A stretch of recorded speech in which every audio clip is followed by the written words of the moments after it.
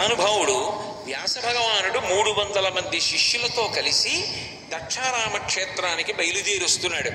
మధ్యలో అగస్త్య మహర్షి కనపడ్డాడు. అగస్త్య మహర్షితో మాట్లాడుతూ దక్షారామ క్షేత్రం గురించి పార్వతీదేవి ఏమని చెప్పిందో చెప్పాడు.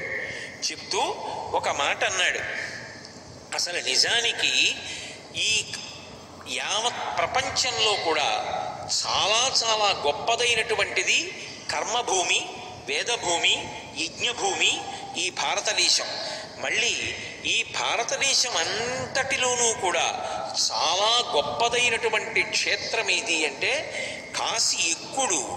కాశీ క్షేత్రం అన్ని క్షేత్రముల కన్నా కూడా చాలా గొప్ప క్షేత్రం.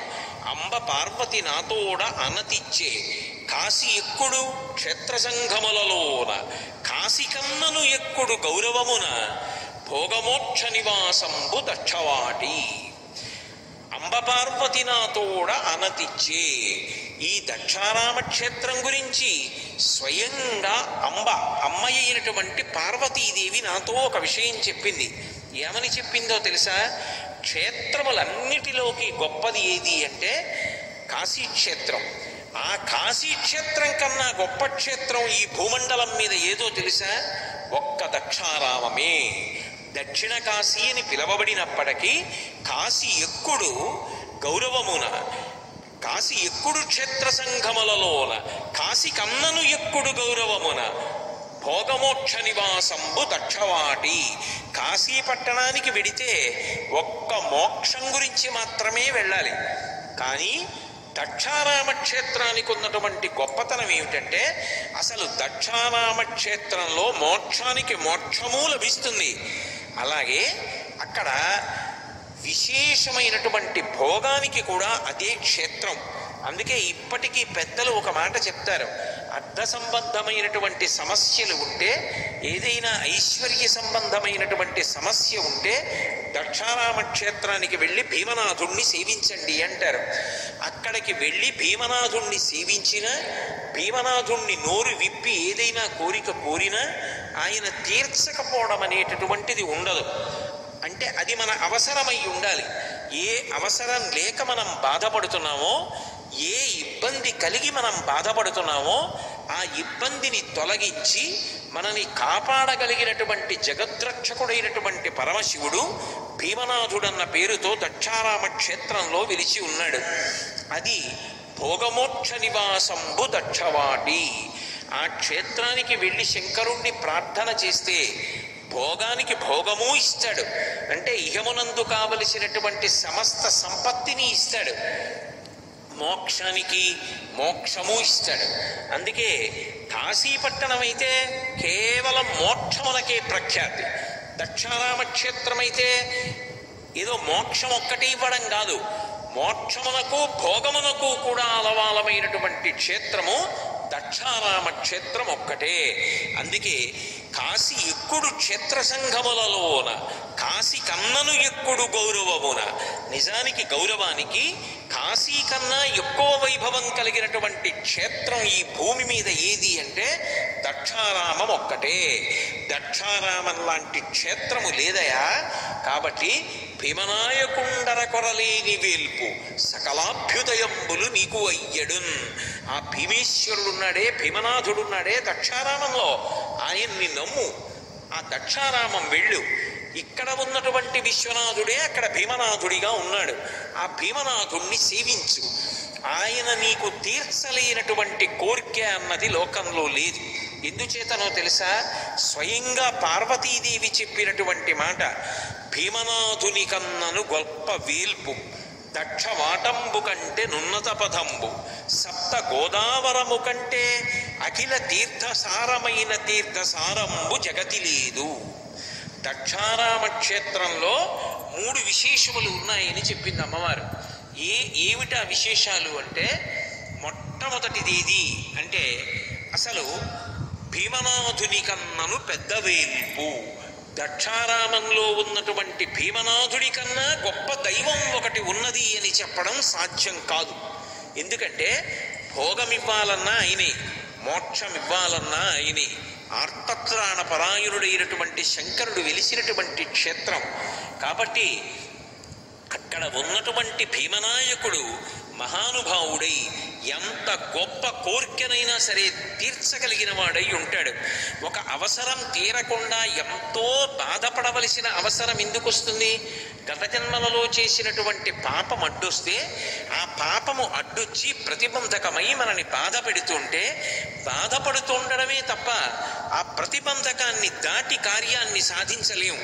కానీ భీమనాథుడి అనుగ్రహం ఉందనుకోండి, అసలు ఎట్టి పరిస్థితుల్లో జరగదనుకున్నటువంటి పని కూడా జరిగి ఆయన యొక్క అనుగ్రహాన్ని పొంది దాని వలన కార్యాన్ని సాధించగలరు. అంత గొప్ప అనుగ్రహ ప్రదాత. అందుకే భీమనాథుని కన్నను పెద్దవేల్పు, భీమనాయకుడి కన్నా గొప్ప దైవమిక ఈ భూమి యందు లేడు. కాబట్టి భీమనాయకుని కన్నను పెద్దవేల్పు, దక్షవాటంబు కంటే నున్నత పథంబు.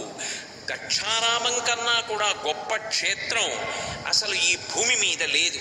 కాబట్టి దక్షవాటంబు కంటే నున్నత పథంబు, సప్త గోదావరము కంటే అఖిల తీర్థసారమైన తీర్థరాజంబు జగతి లేదు. ఈ జగత్తు మొత్తం మీద ఒక్క ఈ దేశంలో కాదు, జగత్ అంటే జాయతే గచ్చతే ఇది జగత్, యావత్ భువనములలో అసలు దక్షారామంలో ఉన్నటువంటి సప్తగోదావర తీర్థం లాంటి తీర్థం ఇంకొకటి లేదు. అంత గొప్ప తీర్థము అక్కడే ఉంది. పైగా ఆ తీర్థాన్ని చూడడానికి ఎక్కడికో వెళ్ళక్కర్లేదు, స్నానం చేయడానికి ఏదో మళ్ళీ దూరంగా ఎక్కడికో వెళ్ళక్కర్లేదు. దేవాలయం ఎక్కడున్నదో ఆ దేవాలయం యొక్క వెనక భాగంలో మెట్లు దిగితే సప్తగోదావరం ఉంటుంది. సప్తగోదావరం స్నానం చేసి మెట్లెక్కితే దక్షారామం దేవాలయం. కాబట్టి భీమనాథుని కన్నా గొప్ప దైవము లేడు. దక్షారామ క్షేత్రం కన్నా గొప్ప క్షేత్రం అసలు ఈ లోకంలో లేదు. అన్నిటిని మించి సప్తగోదావరం కన్నా గొప్పదైనటువంటి తీర్థం ఇక ఈ లోకంలో లేదు. ఎందువల్ల దక్షారామం అంత గొప్పదైంది? ద్రాక్షారామం ద్రాక్షారామం అంటుంటారు. ద్రాక్షారామం కాదు దాని పేరు, దక్షారామం. దక్షారామం అన్న పేరు ఎందుకు వచ్చింది అంటే దక్ష ప్రజాపతి అక్కడ యజ్ఞం చేశాడు కాబట్టి అక్కడ ఆ పేరు వచ్చింది. ఆ క్షేత్రము అంత గొప్పదవడానికి ఒక కారణము చెప్తారు. మిగిలినటువంటి ఏ క్షేత్రాలలో లేనటువంటి అద్భుతమైనటువంటి సంఘటనలన్నీ కూడా ఆ క్షేత్రములో సంభవించాయి. ఎందుచేత అంటే ఆ క్షేత్రంలో దక్షుడు యజ్ఞం చేశాడు. యజ్ఞం చేసినప్పుడు లోకంలో ఎక్కడా లేనటువంటి రీతిలో యజ్ఞం ఒక లేడి రూపాన్ని పొంది పారిపోయింది అక్కడి నుంచి. అసలు యజ్ఞం జరుగుతుంటే యజ్ఞం లేడి రూపాన్ని ధరించి పారిపోవడం అనేటటువంటిది లోకంలో ఎక్కడా జరగలేదు. ఒక్క దక్షారామంలోనే ఇర్రి రూపము దాల్చి లేడి రూపం దాల్చి పారిపోయింది. ఎందుకు పారిపోవలసి వచ్చింది అంటే ఒకానొకప్పుడు దక్ష ప్రజాపతి యొక్క ఆరామం, అక్కడ దక్ష ప్రజాపతి నివాసం చేస్తూ ఉండేవాడు. ఆయనకి ఒక కోరిక కలిగింది. పార్వతీదేవి అంటే అమ్మవారు తరువాతి అవతారంలో ఆవిడ పార్వతి అయింది. ఆ తల్లి జగదంబ నాకు కుమార్తెగా రావాలి అని కోరుకున్నాడు. ఎవరు కుమార్తెగా రావాలని కోరుకున్నా కూడా ఆ తల్లి అనుగ్రహిస్తుంది కాబట్టి కుమార్తెగా వస్తుంది. అలాగే వచ్చింది దక్ష ప్రజాపతికి. ఎంతమందికైనా కుమార్తెగా వస్తుంది, కానీ మహాపతివ్రత అయినటువంటి ఆ తల్లికి మాత్రం అన్ని అవతారముల యందు భర్త మాత్రం ఒక్కడే, భర్త మాత్రం పరమేశ్వరుడే. ఎంతమంది పురుషులైనా ఆమెని కుమార్తెగా రమ్మని కోరవచ్చు, కానీ నేను పురుషుణ్ణన్న భావనతో అమ్మవారి దగ్గర వేరొక భావనతో కానీ నిలబడ్డా వెంటనే శివే శృంగారార్ద్ర తదితర జనే కుత్సనపర అంటారు శంకరాచార్యులు వారి సౌందర్యలహరిలో. అమ్మవారి కళ్ళు ఎర్రపడతాయిట, కోపం వస్తుంది ఆవిడికి. నేను పురుషుణ్ణన్న భావనతో అమ్మవారి దగ్గర నిలబడకూడదు, అమ్మా నేను నీ కుమారుణ్ణమ్మా అని మాతృభావన చేసి అమ్మవారి దగ్గర నిలబడాలి. ఒకప్పుడు దక్ష ప్రజాపతి కోరుకున్నాడు, అమ్మా నువ్వు నాకు కుమార్తెగా రావాలమ్మా అన్నాడు. కాబట్టి వెంటనే ఆవిడ అనుగ్రహించి తప్పకుండా నేను నీకు కుమార్తెగా వస్తాను అని ఆ తల్లి దక్షుడికి కుమార్తెగా వచ్చింది. దక్షుడికి కుమార్తెగా వచ్చింది కనుక దాక్షాయణి అనేటటువంటి పేరు పొందింది. దాక్షాయణి అన్న పేరుతో అమ్మవారే స్వయంగా కుమార్తెగా వచ్చి దక్ష ప్రజాపతిని అనుగ్రహించినప్పటికీ ఆమె పాతివ్రత్యం చేత శంకరుడికే ఇల్లాలు, అందుకని శంకరుడికి ఇల్లాలైంది. కానీ తరువాతి కాలంలో దక్ష ప్రజాపతికి పరమశివుని యందు వైముఖ్యం పెరిగింది. ఆ వైముఖ్యం పెరిగిపోయినటువంటి కారణం చేత శివుడికి హవిస్సు లేకుండా నిరీశ్వర యాగం చెయ్యాలి అని సంకల్పం చేశాడు. చేసి అసలు శంకరుడికి హవిస్సు ఇవ్వను, హవిస్సు లేని యజ్ఞం చేస్తానని ఆ దక్షారామంలోనే ఒక గొప్ప యజ్ఞాన్ని సంకల్పం చేసి చెయ్యడం మొదలుపెట్టాడు. ఆ యజ్ఞం చూడడానికి రమ్మని ఋషుల్ని దేవతల్ని ఆహ్వానించాడు. వాళ్ళందరూ కూడా వెళ్ళకపోతే దక్ష ప్రజాపతి శపిస్తాడేమోనని భయపడి బయలుదేరి వెడుతున్నారు. పార్వతీదేవి చూసింది. లోకం ఎప్పుడైనా దారి తప్పుతోందనుకోండి, శంకరుడి పట్ల పాటించవలసినటువంటి మర్యాదని పాటించలేదనుకోండి, ఆమె శివుణ్ణి రుద్రుణ్ణి చేస్తుంది. ఆయనకి కోపం తెప్పించి లోకాన్ని శిక్షింపచేసి మళ్ళీ దారిలో పెడుతుంది. అందుకని ఆవిడ అంతఃపురం యొక్క మేడ మీద నిలబడి చూస్తూ ఉండగా ఈ దేవతలు, మునులు, ఋషులు అందరూ కూడా యజ్ఞానికి వెడుతున్నారు. ఆమె చకచకా కిందకి దిగి వచ్చి శివుడి దగ్గరికి వెళ్ళి ఒక మాట చెప్పింది. కావున ఆయజ్ఞమునకు ఈ విభుదగణంబులర్ది ఏగెదరదిగో దేవా మనమిప్పుడతటికి పోవలనను కోర్కె నాకు పుట్టెడు అభవా అంది. అభవా అంటే ఓ శివ, అదిగో ఆ ఆకాశ మార్గంలో దేవతలు, ఋషులు మొదలైనటువంటి వాళ్ళందరూ కూడా నా తండ్రి అయినటువంటి దక్ష ప్రజాపతి చేస్తున్నటువంటి యజ్ఞం చూడడం కోసం వెళ్తున్నారు. నాకు కూడా అదిగో ఆ యజ్ఞం చూడాలని కోరికగా ఉంది. అందుకని నేను కూడా యజ్ఞానికి వెడతాను. అయితే నిన్ను నన్ను పిలవలేదుగా, పిలవకుండా ఎందుకెడతావు అంటావేమో శివ. అనయము పిలువక యుండంచన అనుచిత మందువేని జనక గురు సుహృద్ జననాయక గేహములకు చనుచుందురు పిలవకున్న సజ్జనులధిపా అంది. పిలవకపోయినా నలుగురి ఇంటికి వెళ్ళవచ్చు. తండ్రి గారి ఇంట్లో శుభకార్యం జరుగుతుంటే పిలుపక్కర్లేదు, కూతురు అల్లుడు వెళ్ళవచ్చు. గురువు గారి ఇంట్లో ఏదైనా శుభకార్యం జరుగుతుంటే ప్రత్యేకంగా పిలవక్కర్లేదు, వెళ్ళవచ్చు. సుహృత్ అంటే మంచి స్నేహితుడి ఇంట్లో శుభకార్యం జరుగుతుంటే పిలవక్కర్లేదు. అలాగే రాజ్యాన్ని పరిపాలించేటటువంటి రాజుగారి ఇంట్లో శుభకార్యం జరుగుతున్నప్పుడు పిలవక్కర్లేదు, వెళ్ళవచ్చు. ఈ 4 కారణములకు వెళ్ళవచ్చు. నా తండ్రి కాబట్టి దక్ష ప్రజాపతి ఇంటికి వెళ్ళవచ్చు, కాబట్టి నేను వెడతాను అంది. ఆయన అన్నాడు, నువ్వు వెడితే నాకు అభ్యంతరం లేదు, కానీ కుటిల బుద్ధులైన కుజనుల ఇంట్లకు ఆర్యులేగవారనాదరమున వమలు మొడులు వేచి భూరి రోషాక్షులై చూతురదియుకాక సుదతి వినుము. చాలా దుష్టమైనటువంటి స్వభావం కలిగినటువంటి వారు వాళ్ళింటికి ఎవరైనా వెడితే వాళ్ళ మనసులో అవతల వారంటే ఇష్టం లేదు కనుక వాళ్ళు వచ్చినటువంటి వాళ్లతో ప్రేమతో మాట్లాడరు. కోపంతో ఇలా కనుబొమలు ముడివేసి యువతల వాళ్ళని చూస్తారు, పలకరించరు. అలా పలకరించకపోతే ఆ వెళ్ళినటువంటి వాళ్ళకి చాలా అవమానంగా ఉంటుంది. నా మాట విను పార్వతి.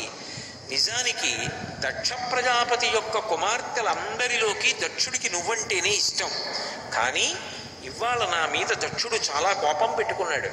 నువ్వు నా భార్యవి, అందుకే నిన్ను చూడగానే నేను జ్ఞాపకానికి వస్తాను.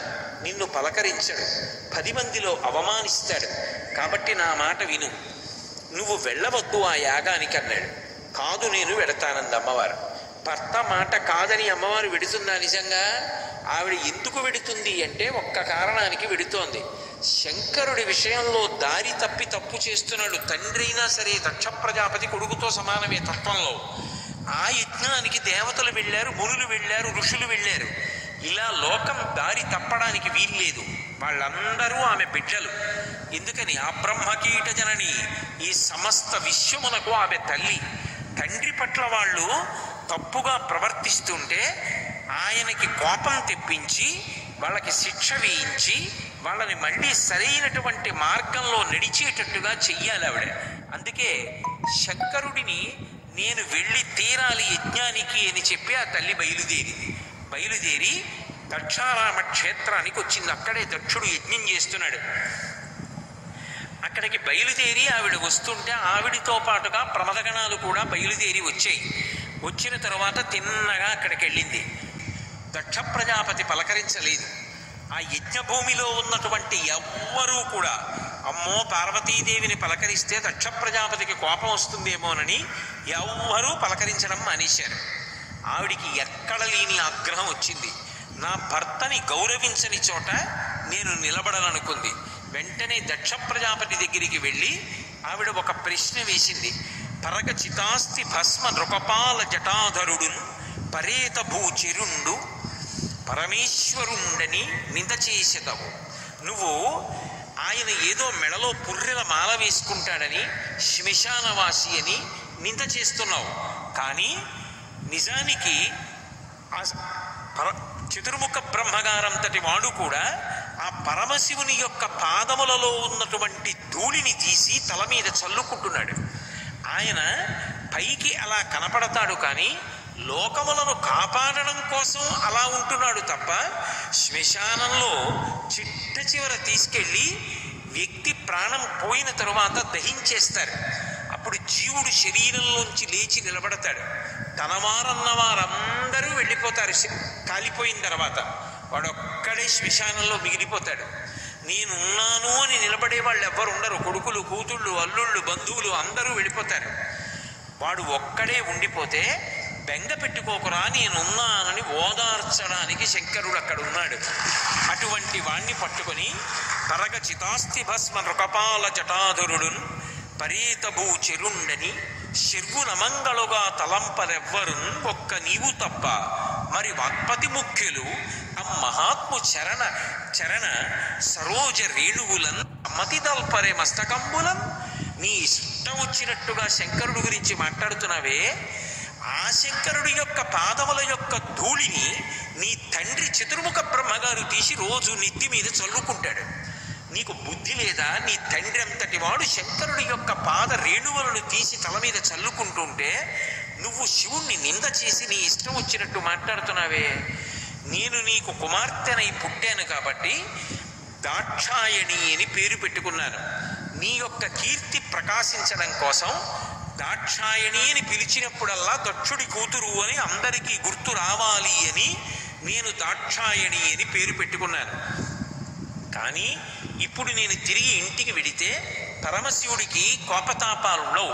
వృషద్విచిత్రతల్పయోర్ భుజంగముక్తికస్రయో గరిష్టరత్నలోష్టయో సుహృద్విపక్షపక్షయో తృణారవింద చక్షుషో ప్రజామహీ మహేంద్రయో సమప్రవర్తయన్మన కదాచదాశివం భజే అంటారు. అన్నిటి యందు సమభావనతో ఉంటాడు ఆయన. కాబట్టి నువ్వు ఒకవేళ ఇలా విరోధభావంతో ప్రవర్తించినా శంకరుడు మాత్రం మనసులో పెట్టుకోడు.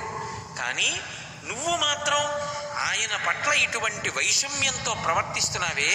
నేను తిరిగి వెళ్ళిన తరువాత పరమశివుడు పరమ ప్రీతితో దాక్షాయణి అని నన్ను పిలిస్తే నా మనసు చివుక్కుమంటుంది. నేను నీకు కూతురై వచ్చినందుకు ఆ పేరు పెట్టి పిలుస్తుంటే నాకు నువ్వు శంకరుణ్ణి నింద చేస్తున్నావన్న మాట గుర్తొస్తుంటే నీకు కూతురుగా ఉండకూడదనిపిస్తుంది. అందుకే ఈ శరీరంతో నేను ఉంటే పిలుస్తారు. అందుకని ఇక నేను ఈ పేరుతో ఈ భూమి మీద ఉండను అని ఆమె ప్రతిజ్ఞ చేసింది. ప్రతిజ్ఞ చేసి నరుడు అజ్ఞానమునన్ భుజించిన జుగుప్సంబైన యన్నంబు సయ్యన వెళ్ళించి పవిత్రుడైన గతి దుష్టాత్ముండవై ఈశ్వరున్ అఘను నిందించిన నీ తనూభవ యనంగా ఓర్వ హేయభాజనమైన శరీరమున్ విడిచి భాస్వచ్యుద్ధి ప్రాపించదన్. మనుష్యుడు తెలియక ఏ బల్లి పడినటువంటి పులుసులో పోసుకుని అన్నం తినేసినా చాలా బాగుంది చాలా బాగుందని పులుసు గరిటెతో తీసుకుని అన్నంలో పోసుకుని తినేసి ఆఖరణ పులుసు కొద్దిగా మిగిలితే గరిటెతో ఇలా తీస్తే అందులో చనిపోయిన పెద్ద బల్లి ఉందనుకోండి, రుచిగా ఉంది పులుసు అని చెప్పి నేను తిన్నానని కడుపులో ఉంచుకుంటాడా? కంఠంలో వేలు పెట్టుకుని మరీ కక్కు తెచ్చుకుని కడుపులో ఉన్న పదార్థాన్ని కక్కేస్తాడే. అలా ఇక పైన నీ కూతురు అన్న పేరుతో నేను ఈ శరీరంతో ఉండడానికి ఇష్టపట్టలేదు. కాబట్టి హేయభాజనమైన ఈ శరీరమున్ విడచి భాస్వచ్యుద్ధి ప్రాపించదన్. నేను ఈ శరీరాన్ని వదిలిపెట్టేస్తానని చెప్పి ఆ తల్లి యోగాగ్నిని రగల్చి అందులో తన శరీరాన్ని త్యాగం చేసేసింది. ఈ వార్త ప్రమదగణాలు పట్టుకెళ్ళి శంకరుడితో చెప్పారు. ఆ మాట విన్నాడు శంకరుడు. అప్పటి వరకు పరమ ప్రశాంతంగా కూర్చున్నటువంటి స్వామి ఒక్కసారి రౌద్రాన్ని పొందాడు. ఆయనని రుద్రమూర్తిని చేసి కోపం వచ్చేట్టు చేసి దారి తప్పిన పిల్లల్ని శిక్ష వేయించి మళ్ళీ వాళ్ళని సక్రమమైన మార్గంలో నడిచేటట్టుగా చెయ్యడం కోసం కదూ అమ్మవారి ప్రయత్నం చేసింది. అందుకని ఆ తల్లి ఎప్పుడైతే శరీరాన్ని యోగాత్మలో త్యాగం చేసిందనేటటువంటి మాట శంకరుడు విన్నాడో, అర్జుండుగ్రుడు నీలకంఠుడి దైత్యారాతి దష్టోష్టుడై అజ్జద్ధూరి మృగేంద్ర ఘోషమన భీమ ప్రక్రియన్నవ్వుచున్ విద్యుద్వహ్నిశిఖా సముచ్చయ రుచిన్ విల్గొందు చించెచ్చటన్ సత్యక్రోధముతోడ పుంచి వైచన్ క్షమాచక్ర మధ్యంబునన్. ఒక్కసారి కోపం వచ్చి ఆకాశంలో వర్షం వచ్చే ముందు నల్లని మబ్బు మధ్యలో మెరిసేటటువంటి మెరిపి ఎలా ఉంటుందో అటువంటి ఒక జడని పెరికి దాన్ని తీసి కైలాస పర్వతం మధ్యలో ఉన్నటువంటి ఒక శిలకి వేసి కొట్టాడు. కొట్టేటప్పటికి అందులోంచి ఒక అద్భుతమైనటువంటి శరీరం ఒకటి పుట్టి అది భూమి మీద పాదాలుంటే ఆకాశానికి తల తగులుతూ లేచి నిలబడింది. అబ్రహ్లిహాదభ్ర విభ్రమ ప్రభ్రమ తృణీల దీర్ఘ శరీరమర ప్రజ్వల జ్వలన దీప్త జ్వాలిక జ్వాల జజ్వల్యమాన కేశములు మెరయ జండ దిగ్వేదండ శుంఠాపదోర్దండ సహస్రద్యుతిహేతి సంఘమొప్ప వీక్షణత్రయలోక వీక్షణద్యుతిలోక వీక్షణ తతి దుర్నిరీక్షమగుచు గ్రకచ కఠిన కరాళ దంస్ట్రలు వెలుంగ కన కపాలాస్తి మాలికలు దనర అఖిలలోక భయంకరుండగుచు మా వీరభద్రుడు దయించమారట రుద్రుడగుచు. ఆయన పుట్టినటువంటి ఆ ప్రాణికి వీరభద్రుడు అని పేరు. ఆయన భౌమ్యాకాశములు ఏకమైపోయేటట్టుగా అంత ఎత్తున శరీరం ఉండేటట్టుగా పుట్టాడు. ఆయన వెంట్రుకలు ఇలా నిలబడితే ఏదో అగ్నిహోత్రం వెలుగుతుంటే ఎలా ఉంటుందో, వెంట్రుకల మీద దీపాలు పెడితే ఎలా ఉంటుందో అలా ప్రకాశిస్తూ మంటలు మండుతున్నట్టుగా ఉంది. 1000 బాహువులతో అనంతమైనటువంటి ఆయుధాలు చేతిలో పట్టుకొని పరమశివుడికి ప్రదక్షిణం చేశాడు. ప్రదక్షిణం చేసి శివ మీ ఏమి ఆజ్ఞ, దేని చేత నన్ను మీరు సృజించారని అడిగాడు.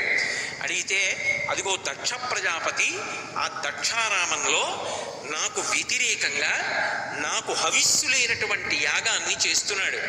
అలా యాగాన్ని చేసినటువంటి కారణం చేత మీ తల్లి అయినటువంటి ఆ జగదంబ అక్కడికి వెళ్ళి యోగాగ్నిలో శరీరాన్ని విడిచిపెట్టింది. కాబట్టి ఆ దక్షయజ్ఞాన్ని ధ్వంసం చెయ్యి అన్నాడు. వెంటనే బయలుదేరి వీరభద్రుడు దక్షారామ క్షేత్రానికి వచ్చాడు. అందుకే దక్షారామంలో కొన్ని ఆశ్చర్యాలు జరిగాయి.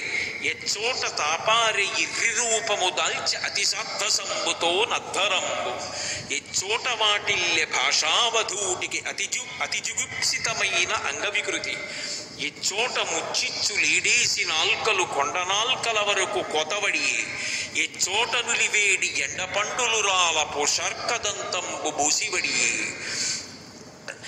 చిందు వందయ్య ఎచ్చోట ఇందు ఎనుచు వీరభద్రుడి చెప్పెదురు ఎచ్చట వీరభద్ర విజృంభణంబు దక్షుడిచ్చోట పొట్టేలు తలధరించే భీమమండలి నుండు చెప్పుదురు భీమమండలి నుండు ప్రా పెద్దమునులు అంటారు. దక్షవాటం ఆ దక్షారామ క్షేత్రానికి ఉండేటటువంటి గొప్పతనం ఏమిటంటే ఎచ్చోట దాబారి ఇర్రి రూపము దాల్చి అతిసాధ్వసంబుతో నధ్వరంబు. ఆ వీరభద్రుడు ప్రళయకాల భయంకరమైనటువంటి స్వరూపంతో వచ్చి ఆ 1000 చేతులలో ఉండేటటువంటి ఆయుధాలు పైకి తీసి దక్షయజ్ఞాన్ని ధ్వంసం చేసేస్తుంటే అసలు ఎప్పుడూ ఎక్కడా జరగనటువంటి రీతిలో ఆ యజ్ఞం భయపడిపోయి ఒక లేడీ రూపాన్ని పొంది, లేడీగా అయితే తొందరగా పరిగెత్తి పారిపోవచ్చని యజ్ఞం మొట్టమొదటిసారి భారతదేశంలో లేడీ రూపాన్ని ధరించి వీరభద్రుడికి దొరకకుండా పారిపోయినటువంటి భూమి దక్షారామం. కాబట్టి ఎచ్చోట దావారి ఇర్రి రూపము దాల్చి అతిసాధ్వసంబుతో నద్దరంబు ఎచ్చోట పాటిల్య భాషావధూటికి అతిజుగుప్సితమైన అంగవికృతి. ఎచ్చోట వాటిల్లే భాషావధూటి అంటే సాక్షాత్ సరస్వతీదేవి. ఆ సరస్వతీదేవి కూడా దక్షయజ్ఞానికి వచ్చింది. పరమశివుడికి హవిస్సు లేని యజ్ఞం జరుగుతోందని తెలిసి కూడా బ్రహ్మగారి కొడుకు గనక కొడుకు మీద ఉన్నటువంటి వ్యామోహంతో దక్ష ప్రజాపతి తప్పు చేస్తున్నాడని తెలిసి వచ్చి కూర్చుని వీణ వాయిస్తోంది. మంచి పారవస్యంలో ఉంది. వచ్చినటువంటి వీరభద్రుడు దక్షయజ్ఞాన్నంతటినీ ధ్వంసం చేస్తున్నాడు. వచ్చిన వాళ్ళందరినీ చితక్కొట్టేస్తున్నాడు. అక్కడ కూర్చున్నది సరస్వతీదేవి. బుద్ధిగా ఆవిడ పట్ల కూడా అమర్యాదగా ప్రవర్తిస్తే బాగుండదని పారవస్యంతో వీణ వాయిస్తున్నటువంటి సరస్వతీదేవి దగ్గరికి వెళ్ళి తన యొక్క 2 గోళ్లతోటి ఆవిడ ముక్కు పట్టుకుని గట్టిగా గిల్లి ఇలా తిప్పి లాగేశాడు. సరస్వతీదేవి యొక్క ముక్కు ఊడిపడిపోయినటువంటి క్షేత్రం దక్షారామ. కాబట్టి ఎచ్చోట వాటిల్లె భాషావధూటికి అతి జుగుప్సితమైన అంగ వికృతి. తర్వాత మళ్ళీ ముక్కు పెట్టాడు పరమశివుడు. కాబట్టి ముక్కు వచ్చింది. లేకపోతే అసలు ముక్కు లేకపోతే ఎంత అసహ్యంగా ఉంటుంది లోకంలో. సరస్వతీదేవి అంతటి దానికి ముక్కు ఊడి కింద పడిపోయినటువంటి క్షేత్రం ఇది అంటే దక్షారామ క్షేత్రం. అంతేకాదు, ఎచ్చోట ముచ్చిచ్చు లేడేసి నాల్కలు కొండనాల్కుల వరకు కోతబడియే. ముచ్చిచ్చు అంటే 3 రకాలైనటువంటి అగ్నిహోత్రం, త్రేతాగ్నులు అంటారు. గార్హపత్యాగ్ని, దక్షిణాగ్ని, ఇలా 3 అగ్నులు ఉంటాయి. అగ్నికి 7 నాలుకలు ఉంటాయి. ఆ 7 నాలుకలు చాపి ఆయన హవిస్సు పుచ్చుకుంటూ ఉంటాడు. నాలుకలు చాపి పుచ్చుకుంటున్నట్టుగా అందుకే జ్వాలలు ఇలా తీసుకుంటూ ఉంటాయి. ఆ 7 నాలుకలు చాపుతాడు. ఆ దక్ష యజ్ఞంలో మరి 3 వేదికల మీద త్రేతాగ్నులు ఉన్నాయి. ఉండి స్వాహ అంటూ అక్కడ ఇస్తున్నటువంటి ఆ హవిస్సుని, ఆజ్యాన్ని అగ్నిహోత్రుడు నాలుకలు చాపి పుచ్చుకుంటున్నాడు. చూశాడు వీరభద్రుడు. నువ్వు ఇక్కడ కూర్చుని శంకరుడికి హవిస్సు లేకుండా యాగం చేస్తుంటే అగ్నిహోత్రుడా, నువ్వు బుద్ధి లేకుండా హవిస్సు పుచ్చుకుంటున్నావా అని బలవంతంగా ఇలా నోరు నొక్కి పెట్టి పట్టుకుని ఆ నాలుకలు 7 నాలుకలు లాగి పట్టుకుని కొండ నాలుకల వరకు కోసేశాడు. 3 అగ్నిహోత్రాలకి కొండ నాలికల వరకు 7 నాలుకలు కోతబడినటువంటి క్షేత్రం ఏది అంటే దక్షారామ. అగ్నిహోత్రము యొక్క 7 నాలుకలు నేలబడినటువంటి క్షేత్రం. కాబట్టి ఈ చోట ముచ్చిచ్చు 7 నాలుకలు కొండ నాల్కల వరకు కోతబడియే. ఈ చోట ఏ చోట నులివేడి ఎండ పండులు రాల పూషార్కదంతంబు బోసివడియే. పూష అన్న పేరుతో బాలార్కుడంటారు. బాలసూర్య బింబం ఉంటుంది. ఆ ప్రాతకాలంలో బాలసూర్యుడు వచ్చాడు అనుకోండి, వేడి చాలా విపరీతంగా ఉండదు. ఏదో నులివేడి అంటారు చూడండి. కొద్దిగా గోరువెచ్చగా ఉంటుంది. ఆ గోరువెచ్చగా ఉండేటటువంటి నులివేడి తగిలేటట్టుగా ఉండేటటువంటి బాలార్కుడు, ఆ బాలసూర్యుడు దక్షయజ్ఞానికి వచ్చాడు. దక్షయజ్ఞానికి వచ్చి కూర్చున్నాడు. చూశాడు వీరభద్రుడు, నువ్వు కూడా వచ్చి కూర్చున్నావా ఇక్కడ అని ఆయన నోరు గట్టిగా దవడలు నొక్కి పెకలించి ఆయన నోట్లో ఉన్నటువంటి పళ్ళన్నీ పీకేసి కింద పడేశాడు. పూషార్కదంతంబు బోసివడియే. ఆ పూష అని పేరు కలిగినటువంటి బాలసూర్యుడి నోటిలో ఉన్నటువంటి పళ్ళన్నీ రాలిపోయినటువంటి క్షేత్రం దక్షారామం. అప్పటి నుంచే సూర్యనారాయణమూర్తికి పాయసాన్నం నైవేద్యం, తేలిగ్గా తింటాడని. కాబట్టి ఎచ్చోట నులివేడి ఎండ పండులు రాల పూషార్కదంతంబు బోసివడియే. అలాగే దక్షుడెచ్చోట పొట్టేలు తలధరించి. ఆయన గొప్ప తపస్సు చేశాడు దక్ష ప్రజాపతి. మిగిలిన వాళ్ళనందరినీ పడగొట్టగలిగారు కానీ దక్ష ప్రజాపతిని పడగొట్టడం అంత తేలిక కాదు. అందుకే వీరభద్రుడు ఏం చేశాడంటే ఆ దక్ష ప్రజాపతి యొక్క గుండెల మీద మోకాలు వాంచి ఆయన తలకాయని గిరగిరగిరగిరగిర తిప్పి ఊడబెరికి ఆ యజ్ఞగుండంలో బారేశాడు. అది ఆ యజ్ఞంలో దగ్ధమైపోయింది. దగ్ధమైపోతే మొండెం ఒక్కటే మిగిలిపోయింది. తర్వాత బుద్ధి తెచ్చుకున్నటువంటి దక్ష ప్రజాపతి దక్షిణామూర్తిగా కైలాస పర్వతం మీద కూర్చున్నటువంటి పరమశివుణ్ణి వెళ్ళి ధ్యానం చేసి ఆరాధించాడు. మళ్ళీ భోళాశంకరుడు కనుక ఎంత కోపం వచ్చిందో అంత తేలికగా అనుగ్రహించగలిగిన వాడు. వాగర్ధ వివసంపృక్తవు ఆగర్ధ ప్రతిపత్తయే జగత పితరవ్ వందే పార్వతీ పరమేశ్వరవు అని పేరు. ఆయన లోకములన్నిటికీ కూడా తండ్రి కనుక, అపారమైనటువంటి దయ కలిగినటువంటి వాడు కనుక ఇంతలో కోపం వస్తే అంతలో వదిలిపెట్టేయగలిగినటువంటి వాడు కనుక నిజానికి పరమశివుడికి కోపం రావడం అనేటటువంటి మాట ఉండదు. మీరు బాగా తెలుసుకోవాలి. ఎందుకో తెలుసా? ఈ మాట నేను చెప్పడం కాదు, వేదం చెప్పింది ఆయన గురించి. ఆయన గురించి చెప్తూ ఒక మాట చెప్పింది. సదాశివాయ అంది.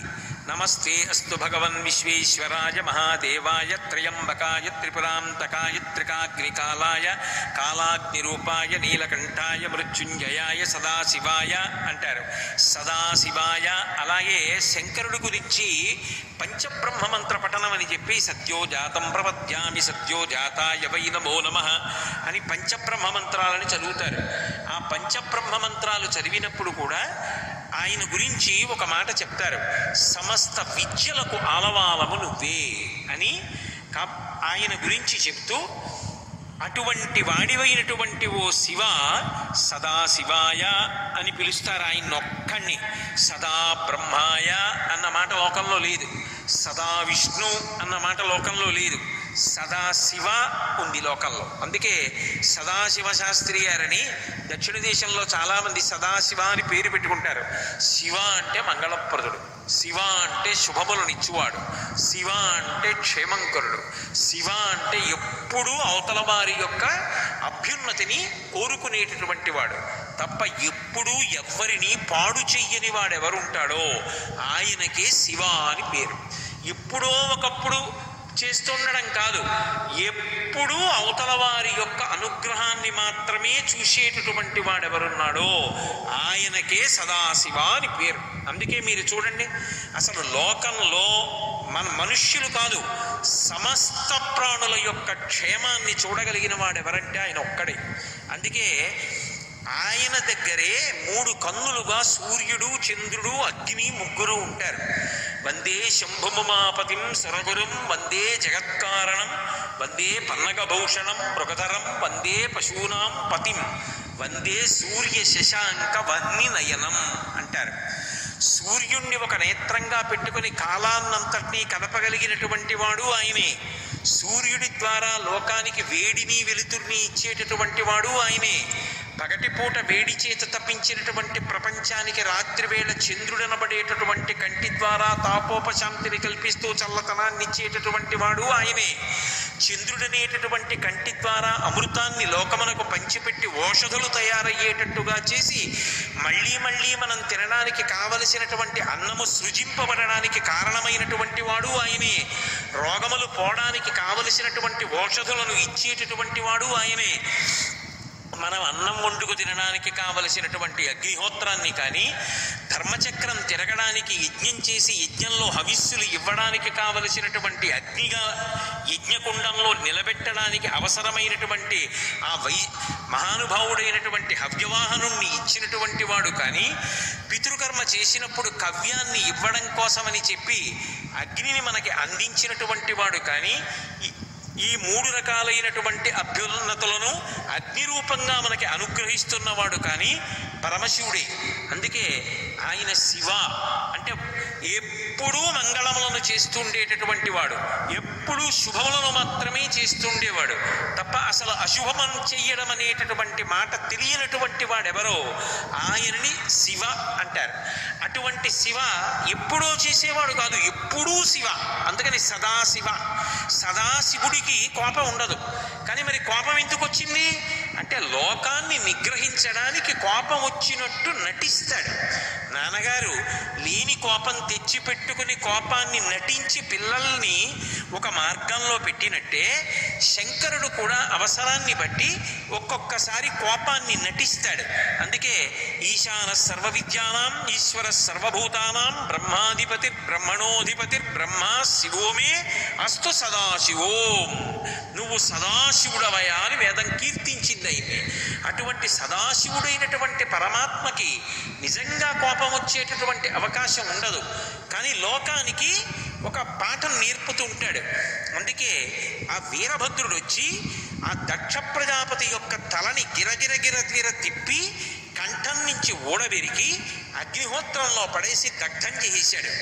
దగ్ధం చేసేస్తే యజ్ఞం పూర్తిగా జరగడం ఆగిపోయిన తరువాత మళ్ళీ వెళ్ళి దక్షిణామూర్తిగా కూర్చున్నటువంటి శంకరుడి దగ్గర దక్ష ప్రజాపతి యొక్క జీవుడు ఏడ్చి క్షమాపణ చెప్పి ప్రార్థన చేస్తే అనుగ్రహించి గొర్రె యొక్క తలకాయని నీకు ఇస్తున్నానయ్యా, ఇక పైన గొర్రె తలకాయ పెట్టుకో అని అనుగ్రహించాడు.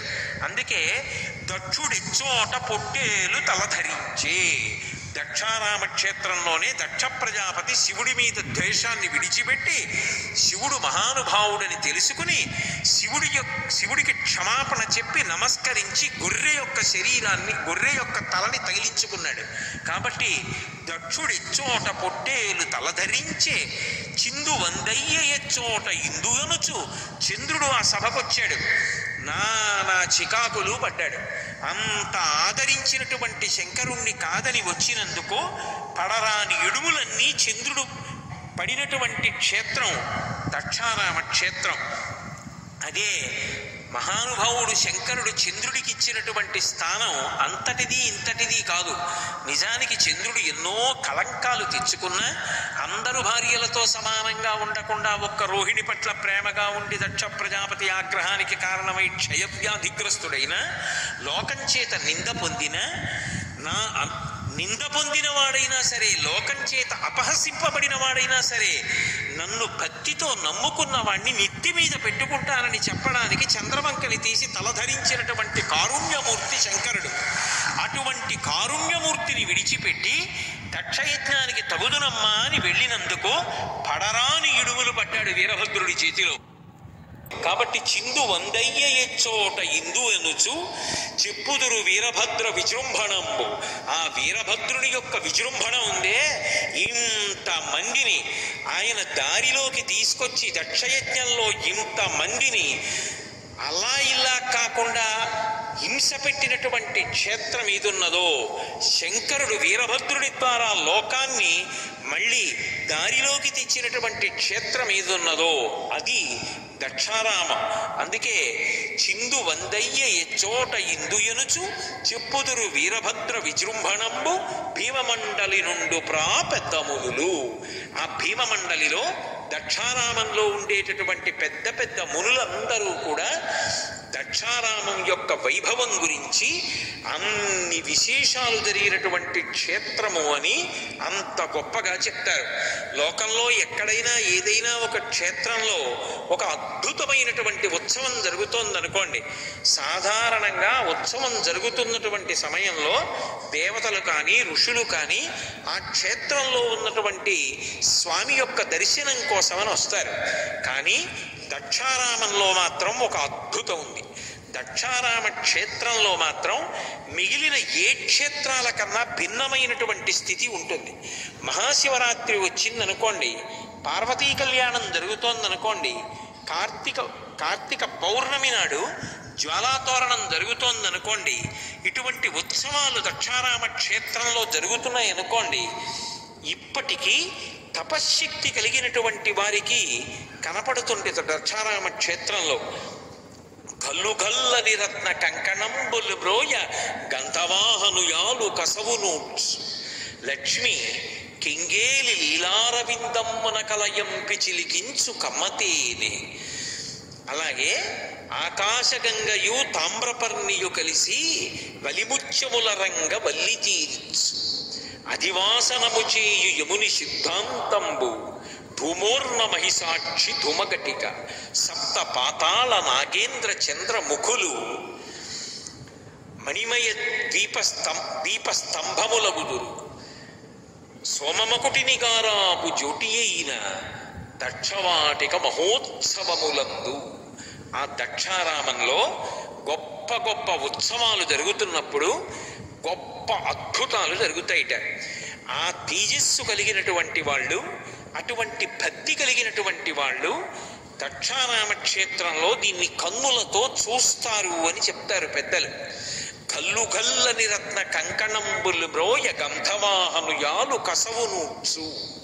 దక్షారామ క్షేత్రంలో ఉత్సవాలు జరుగుతున్నటువంటి రోజులలో తెల్లవారుజామున దేవాలయం తెరవడానికి ముందే వాయుదేవుని యొక్క భార్య వచ్చి చేతి యొక్క కంకణములు రత్నములతో కూడుకున్నవి కల్లు కల్లుమని చప్పుడవుతుండగా ఆ క్షేత్రాన్నంతటినీ కూడా చీపురు పట్టుకు తుడుస్తుందిట.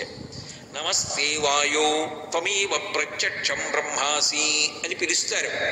పరబ్రహ్మంగా కీర్తించబడేటటువంటి వాయుదేవుని యొక్క ఇల్లాలు చేతి కంకణములు కల్లు కల్లుతుండగా వచ్చి అక్కడ ఉన్నటువంటి కసము అంటే మాలిన్యాన్నంతటినీ కూడా తుడుస్తుందిట.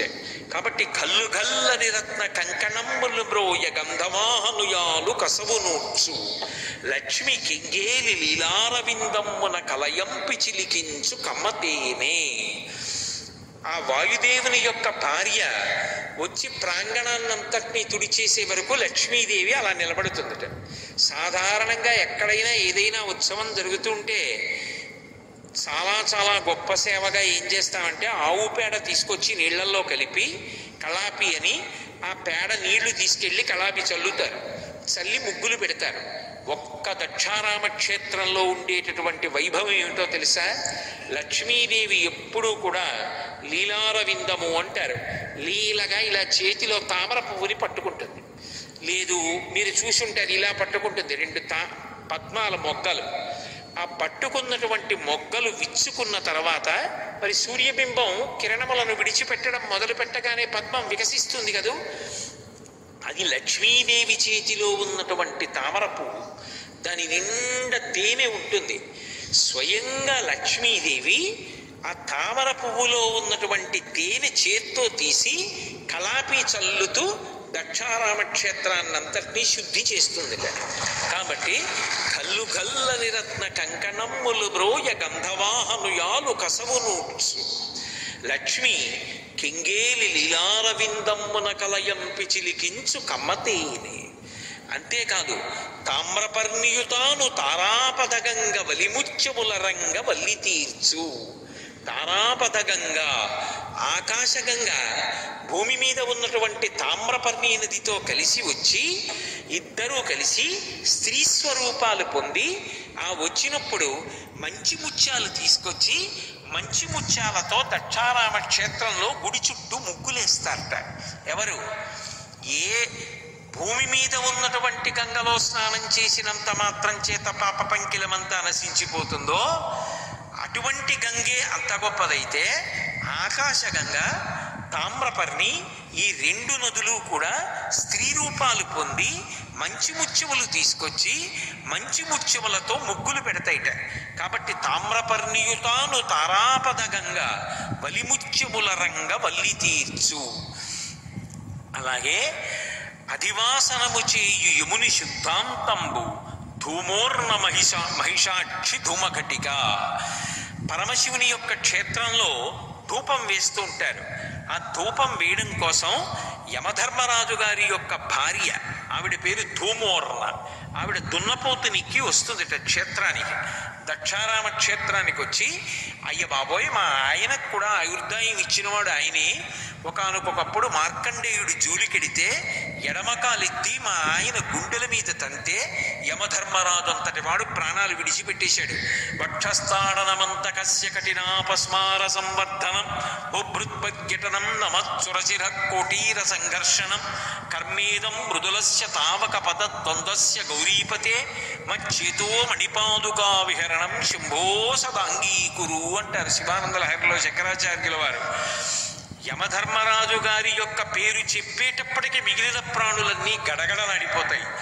అన్ని ప్రాణులను గడగడలాడించగలిగినటువంటి వాడు ఆయా కాలములు ఆసన్నమయ్యేటప్పటికి వచ్చి ప్రాణుల యొక్క ప్రాణములను తీయగలిగినటువంటి సమర్థత కలిగినటువంటి యమధర్మరాజు గారి యొక్క గుండెల మీద తన్ని యముడి యొక్క ప్రాణములను తీసినటువంటి శక్తి కలిగినటువంటి శంకరుడి అనుగ్రహం మా ఆయన యందు ఉన్నంతకాలమే దీర్ఘాయుష్మంతుడై ఉంటాడని యమధర్మరాజు గారి భార్య ధూమోర్ను దున్నపోతు నిక్కి వచ్చి దక్షారామ క్షేత్రంలో ఉత్సవాలు జరుగుతున్నప్పుడు భీమనాథుడి దేవాలయం ముందు నిలబడి ఆ ధూమోర్ణ మహిషాక్షి ధూమఘటిక ఆ ధూపాన్ని వేస్తుందిట. క్షేత్రం అంతా గుడంతా వేసి పెడుతుందిట.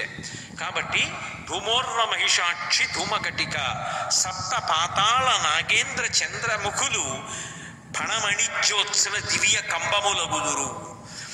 వచ్చి ఉత్సవాల్లో ఏం చేస్తాం, దేవాలయాలకు వెళ్ళి దీపాలు పెడతాం. దీపాలు మామూలు దీపాలు పెట్టడం కాదు, ఒకనాడు వాసుకి లాంటి సర్పాన్ని మెడలో వేసుకున్నాడు. మెడలో వేసుకుని అనుగ్రహించాడు. మా సర్ప జాతిని శంకరుడు అనుగ్రహించినట్టు ఎవరు అనుగ్రహించారు? మిగిలినటువంటి దేవతలు చిత్ర విచిత్రమైనటువంటి మణులు వేసుకుంటారు. ఎంతో విలువైనటువంటి ఆభరణములను ఒంటి నిండా పెట్టుకుంటారు. కానీ పరమశివుడు చేతి వేళ్ల ఉంగరాలు దగ్గర నుంచి కాకోదర శ్రేణిపై అంటారు, ఆ పావుల జాతి మీద అంత ప్రేమ చూపించాడు.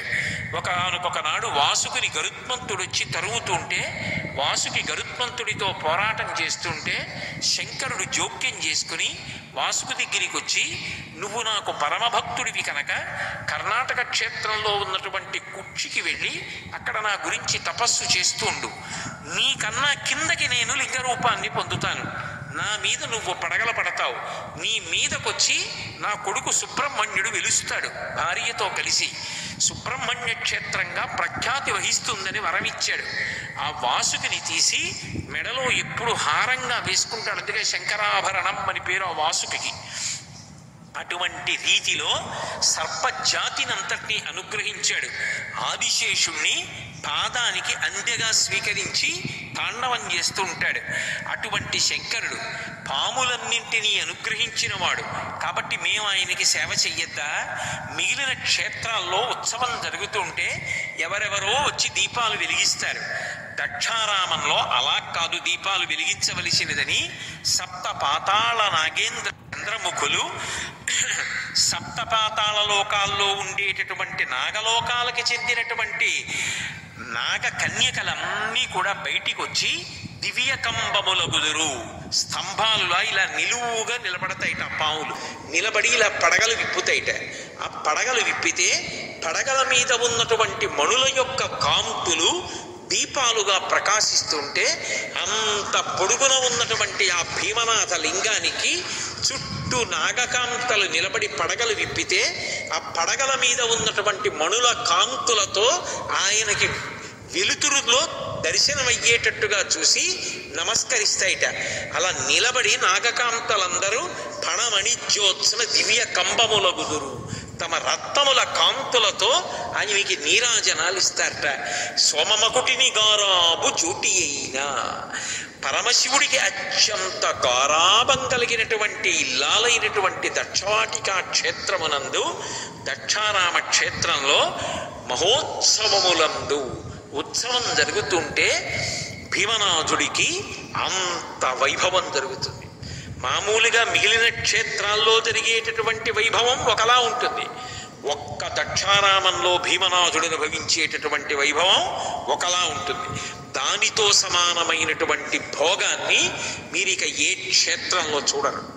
అంత గొప్ప భోగం అనుభవించేవాడెవరు అంటే ఒక్క భీమనాథుడు మాత్రమే అనుభవిస్తాడు. అందుకే భోగమోక్ష నివాసంబు దక్షవాటి. లోకంలో మీరు ఎక్కడైనా శివాలయాన్ని చూడండి, ఏదో ముఖమంటపం ఉంటుంది, అర్ధమంటపం ఉంటుంది, మహామంటపం ఉంటుంది, గర్భాలయం ఉంటుంది. గర్భాలయంలో శివలింగం ఉంటుంది, పైన ధారాపాత్ర ఉంటుంది. ధారాపాత్రలోంచి నీళ్లు పడుతుంటాయి. ఆ నీళ్లు పడుతుంటే శివలింగం అంతా కూడా తడుస్తూ ఉంటుంది. కానీ ఒక్క దక్షారామంలో ఉండేటటువంటి విచిత్రం ఏమిటో తెలుసా? దేవాలయం యొక్క అంతరాలయంలో లోపలికి వెళ్ళినప్పుడు అక్కడ ఉండడు. రాచనగరు అని మేడ మీద ఉంటాడు. అంతెత్తునుంటుంది శివలింగం. ఆ మెట్ల మించి ఎక్కి పైకెక్కి పైనుంచి చూడాలి. ఆ పైనుంచి చూస్తే ప్రదక్షిణం చేస్తుంటే 4 వైపుల నుంచి దర్శనమిస్తాడు.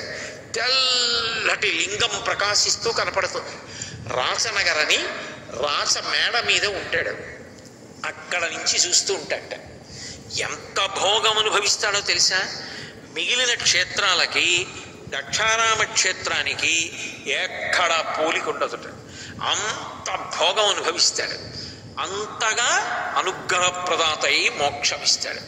అందుకే సాధారణంగా లోకంలో ఏవైనా లౌకికమైనటువంటి కోరికలు తీరక బాధపడుతున్న వాళ్ళు కానీ, జ్ఞానం కోసం కానీ, మోక్షం కోసం కానీ ఆర్తి పొందుతున్న వాళ్ళు కానీ సమానంగా ఏ క్షేత్రాన్ని ఆశ్రయిస్తారు అంటే దక్షారామ క్షేత్రాన్ని ఆశ్రయిస్తారు. మీకు ఆశ్చర్యకరమైన విషయం ఏమిటో తెలుసా? దక్షారామ క్షేత్రానికిట ప్రయత్నపూర్వకంగా భీమనాథ దర్శనం కోసం వెళ్ళక్కర్లేదు. కేవలంగా ఎవరో దక్షారామ క్షేత్రంలో మన బంధువులో స్నేహితులో ఎవరో ఉన్నారనుకోండి, అది తెలిసినటువంటి వాళ్ళ ఇంట్లో ఎవరో ఒక మహావృద్ధుడు ఒకడు శరీరం విడిచిపెట్టాడు. ఆ శరీరం విడిచిపెడితే పరామర్శ కోసం వెళ్ళారు. పరామర్శ కోసం వెళ్ళి వచ్చేసాడు. ఆయన భీమనాథుడి దేవాలయంలోకి వెళ్ళలేదు. వీడు దక్షారామంలో అడుగు పెట్టాడు అని వేస్తారట. అది జీవుడి యాత్రలో ఒక మహాద్భుతమైనటువంటి పుణ్యంగా ప్రకాశిస్తుంది. మీకు విచిత్రం ఏమిటంటే, వారణాసి పట్టణంలో వారణాసి ఈ రెండు నదుల మధ్యలో ఉండేటటువంటి ప్రదేశమనకే కాశీ అని పేరు, వారణాసి. అక్కడ మాత్రమే అంత్యకాలంలో శరీరం వదిలిపెడుతున్నటువంటి వాళ్ళకి తారకాన్ని ఉపదేశం చేస్తాడు శివుడు. కానీ దక్షారామంలో ఉన్నటువంటి గొప్పతనం ఏమిటో తెలుసా? అఖిల తీర్థ ప్రదేశంబులందు, అడవులందు, ఇండ్లయందు, యజ్ఞవాటంబులందు, భీమనాథేశు భూమియందు జీవులు శంభులగుదురు చచ్చినప్పుడు అన్నాడు. అఖిల తీర్థ ప్రదేశంబులందు, దక్షారామ క్షేత్రంలో ఉన్నటువంటి ఏ తీర్థ ప్రదేశం దగ్గరైనా సరే, అడవులందు, డొంకలు తుప్పలు అడవులు ఉన్నటువంటి ప్రదేశం దగ్గరైనా సరే, యజ్ఞవాటంబులందు, దక్షారామ క్షేత్రంలో యజ్ఞం జరుగుతున్నటువంటి ప్రదేశంలో కానీ, ఇండ్లయందు, ఇంట్లో కాలక్షేపం చేస్తూ దక్షారామంలో ఇల్లు కట్టుకుని దక్షారామంలో కాపురం చేస్తున్నాడు ఆయన. పెద్దవాడు అయిపోయాడు. ఒకనాడు దక్షారామంలో ఇంట్లో చనిపోయాడు. అలా ఇంట్లో చనిపోయిన ఆశ్చర్యం ఏమిటో తెలుసా? వాడికి ఇంకా మళ్ళీ పరమశివుడు వచ్చి ప్రణవాన్ని ఉపదేశం చేయడం. కాశీపట్టణంలో అయితే దక్షిణ శృతి మీదుగా ధాత్రి తెళ్ళి పెద్ద నిద్రకు మాగన్ను పెట్టువేళ, మామూలు నిద్రపోతే లేస్తాడు, పెద్ద నిద్ర ఇక లేవడు అంటే చనిపోతున్నాడు. పెద్ద నిద్రకు మాగన్ను పెట్టువేళ పంచజనులకు తారక బ్రహ్మ విద్య అభవుడుపదేశమునరించునప్పుడు కాశీ. అప్పుడు ఉపదేశం చేసి తారక మంత్రాన్ని ఇక మళ్ళీ పుట్టవలసిన అవసరం లేని స్థితిని ఇస్తాడు. దక్షారామంలో ఏమిటోట తెలుసా? అసలు దక్షారామంలో ఇక శంకరుడు వచ్చి మళ్ళీ కొత్తగా తారకం చెప్పవలసినంత అవసరం కూడా ఉండదుట. కానీ చెప్తాడు అక్కడ కూడా, మధురంబగు తారక మంత్రరాజమున్, అక్కడ కూడా ఆయన అనుగ్రహం చేస్తాడు. చిత్రం ఏమిటంటే, దక్షారామ క్షేత్రంలో శరీరం విడిచిపెట్టినటువంటి వాడు శంకరుడి యొక్క రూపాన్ని పొంది వెళ్ళిపోతాడు వెంటనే. శంభులగుదురు చచ్చినప్పుడు, వాడు చచ్చి ఏమవుతాడంటే ఎవడైనా శవం అవుతాడు. ఒక్క దక్షారామంలో ఏమవుతాడంటే శివుడు అవుతాడు. అందుకని అఖిల తీర్థ ప్రదేశంబులందు, అడవులందు, ఇండ్లయందు, యజ్ఞవాటంబులందు జీవులు శుంభులగుదురు చచ్చినప్పుడు. వాళ్ళు ఇలా ప్రాణం వదిలిపెట్టగానే శివస్వరూపాలై వెళ్ళిపోతారట. అంత గొప్ప స్థితిని ఎక్కడ అనుగ్రహిస్తాడు అంటే ఆ దక్షారామ క్షేత్రంలో అనుగ్రహిస్తాడు. అందుకే అంబ పార్వతీనాథోడ అనతిచ్చే కాశీ ఎక్కుడు క్షేత్ర సంఘములలోన, కాశికన్నను ఎక్కుడు వైభవమున, భోగమోక్ష నివాసంబు దక్షవాటి. భోగానికి భోగం గాని, మోక్షానికి మోక్షం గాని దక్షవాటమే. ఆ దక్షారామ క్షేత్రం అంత అద్భుతమైన క్షేత్రం. మిగిలిన క్షేత్రాలకి దక్షారామ క్షేత్రానికి పరమశివుని యొక్క నివాసంలోనే చాలా గొప్ప భేదం ఉంటుంది. అసలు ఏమిటో తెలుసా? అసలు దక్షారామ క్షేత్రం దగ్గరికి వెళ్ళేటప్పటికీ ఆయన ఆ క్షేత్రంలో ఏనుగు చర్మాన్ని కట్టుకుంటాడు. మిగిలినటువంటి క్షేత్రాల్లో అయితే గజ చర్మం ధరిస్తాడు. ఎందుకంటే అక్కడ గజాసురుడిగా వరం ఇచ్చాడు కాబట్టి కాశీపట్టణంలో అది దుర్వాసన రాదు.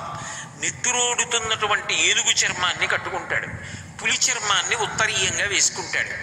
కానీ ఒక్క దక్షారామ క్షేత్రం దగ్గరికి వెళ్ళేటప్పటికి మాత్రం ఆయన ప్రతినిత్యంబు ధరించు పసిడి కమ్మల పట్టు పచ్చలంబు.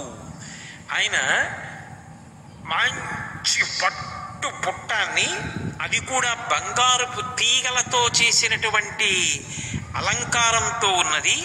బంగారు తీగలతో దానికి కింద అంచులు కుట్టినటువంటి గొప్ప పట్టుబట్టని, పచ్చటి పట్టుబట్టని ధోవతీగా కట్టుకుంటాడట, పంచగా కట్టుకుంటాడు. కాబట్టి ఒక్క ఆ క్షేత్రం దగ్గరికి వెళ్ళేటప్పటికి మాత్రం ఆయన మిగిలినటువంటి క్షేత్రాల్లో ఏనుగు చర్మాన్ని, పులి చర్మాన్ని కట్టుకోటాడు. ఇంకా విశేషం ఏమిటంటే దక్షారామం దగ్గరికి వచ్చేటప్పటికి మాత్రం ప్రతిదినంబు గజచర్మం ఎన్నడో కాని ప్రతిదినంబు నిచ్చట కట్టు పసిడి కొమ్మల పట్టు పచ్చలంబు. ఏనుగు చర్మాన్ని ఎప్పుడో తప్ప కట్టుకోట. గజాసురుడికి వరం ఇచ్చాను, బాగుండదు కదూ, ఇది దక్షిణ కాశీయే అని ఎప్పుడైనా ఓసారి కట్టుకుంటాట. కాశీలో అయితే ఎప్పుడూ ఏనుగు చర్మం కట్టుకుంటాట, ఇక్కడైతే ఎప్పుడో ఓసారి కట్టుకుంటాట. మరి రోజు ఏం కట్టుకుంటాడు అంటే బంగారు తీగలతో అలంకారం చేసిన పట్టుబట్ట కట్టుకుంటాట. అలాగే ఈ క్షేత్రం దగ్గరికి వచ్చేటప్పటికి మాత్రం భసితమెన్నడో కాని ప్రతిదినంబు ఇచ్చట గంధంబు నలదు. ఆయన ఆ చందనంబు కురంగ మదము కూర్పు. ఏదో మిగిలినటువంటి క్షేత్రాల్లో అయితే భస్మ అలదుకుంటాడు, ఒళ్ళంతా విభూతి రాసుకుంటాడు. మనం ఆ ఉజ్జయిన్ క్షేత్రానికి వెడతాం. ఉజ్జయిన్ క్షేత్రంలో ఉదయం వేళ ఒక అద్భుతం ఉంటుంది. అప్పుడే తాజాగా కాల్చినటువంటి శవభస్మని కాపాలికులు తీసుకొస్తే ఆ భస్మనంతటినీ ఒక బట్టలో మూటలా కట్టి ఇలా పట్టుకుంటారు శివలింగం మీద. ఆడవాళ్ళని తలమించి బట్ట వేసుకుని కళ్ళు మూసుకోమంటారు, మగవాళ్లే చూస్తారు. చూస్తున్నప్పుడు ఆ భస్మ యొక్క ఆ బట్ట మూట మీద చేత్తో కొడతారు అర్చకులు. కొడితే అది అప్పుడే కాలిన తాజా శవం ఆ భస్మ శివలింగం మీద అభిషేకంగా పడుతుంది. మిగిలిన ఏ క్షేత్రంలోనైనా సరే ఇలా నీళ్లు పోసి అభిషేకం చేసేసి విభూతి తీసుకొచ్చి తడిపి ఆయనకి 3 విభూతి రేఖలు పెట్టి కొంచెం చందనం పెట్టి బొట్టు పెడతారు. కొన్ని క్షేత్రాల్లో అయితే విభూతి రాయడం వల్లే లింగంలోంచి సహస్రలింగాలు వచ్చేటట్టుగా చేస్తారు. మీరు విజయవాడలో కనకదుర్గమ్మ క్షేత్రంలో మల్లికార్జున లింగాన్ని చూస్తే అభిషేకం అయిపోయిన తర్వాత విభూతి పలసగా అంతా రాసేసి అర్చకులు తమాషాగా ఇలా 3 వేళ్లు పెట్టి ఇలా అంటారు పైకి, ఇలా అని మళ్ళీ ఇలా అడ్డంగా ఇలా అంటారు. అంటే ఆ విభూతి లింగంలో సహస్రలింగాలు వచ్చినట్టుగా, స్ఫటికలింగాలు వచ్చినట్టుగా అయిపోయి అంత శోభతో ప్రకాశిస్తుంది. కానీ ఒక్క దక్షారామంలో చిత్రం ఏమిటో తెలుసా?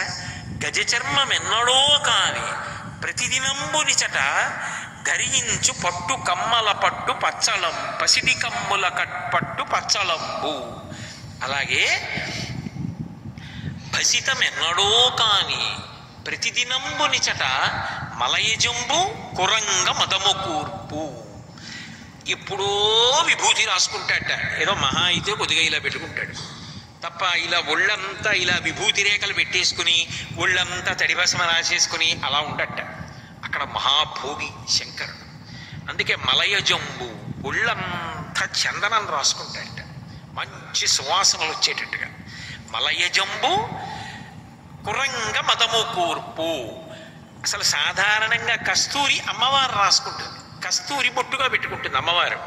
కస్తూరి తిలకంచితేందు విలసత్ప్రోద్భాసి బాలస్థలీం కర్పూర ద్రవ మిశ్ర చూర్ణ కపురామోదోల్ల సద్వీటికాం లోలాపంగత రంగతైరిచి కృపాసారైర్నతానందినీం శ్రీశైల స్థలవాసినీం భగవతీం శ్రీమాతరం భావయే అని. కానీ దక్షారామ క్షేత్రంలో విచిత్రం ఏమిటంటే మలయజంబు కురంగ మదము కూర్పు. ఒంటి నిండా కస్తూరి రాసుకుంటాట, మంచి అప్పుడే తీసినటువంటి చందనం ఒళ్ళంతా అలదుకుంటాట. అసలు ఆయనకే సుగంధిం పుష్టివర్ధనం అని పేరు. దానికి తోడు మహాభోగిగా ఒళ్ళంతా ఇవన్నీ అలదుకుంటాడు.